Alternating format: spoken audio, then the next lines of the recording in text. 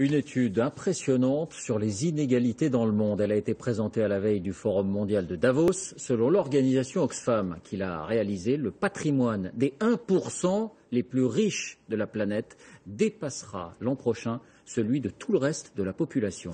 Anaïs Barr. Entre les hommes les plus riches de la planète et ceux les plus pauvres, l'écart est toujours plus grand. Sur Terre, les inégalités sont de plus en plus fortes. En 2016, 1% des hommes posséderont la moitié des richesses de la planète. 99% des êtres humains se partageront l'autre moitié des richesses.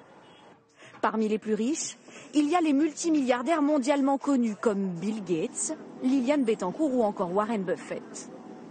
Au final, les 80 hommes les plus riches de la planète possèdent autant que les populations d'Afrique, d'Inde et de Chine réunies. Mais où se concentre la richesse aujourd'hui? Majoritairement dans les pays occidentaux. Parmi les plus riches, les Américains arrivent en tête, suivis des Japonais, et en troisième position les Français.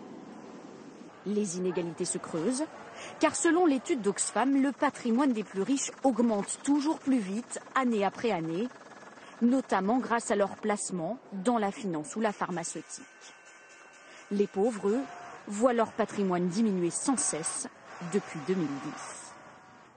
Bonsoir Laurent Desbonnets. Qu'en est-il pour la France? Est-ce qu'on est sur les mêmes tendances? Disons que les inégalités sont un peu moins criantes chez nous. Dans le monde, on l'a vu, près de la moitié des richesses pour seulement 1% de la population. Eh bien, en France, c'est 21,4% des richesses pour les 1% les plus riches. C'est un chiffre qui a diminué par rapport à l'an 2000. À l'époque, c'était 25% des richesses. Mais regardez, depuis 2008, eh bien, la tendance s'inverse à nouveau. Les inégalités se creusent avec la crise. Au total, en moyenne, chaque Français possède 274 000 € de patrimoine. Ça inclut non seulement les revenus, mais aussi la voiture, la maison ou l'épargne. Et si on compte en dollars, eh bien, notre pays compte 2 444 000 millionnaires en dollars. Donc ça paraît beaucoup, mais eh bien, il suffit par exemple d'être parisien et de posséder un appartement au cœur de la capitale pour entrer dans cette catégorie. Merci Laurent. Et puis notez que la méthodologie de cette étude est critiquée par plusieurs économistes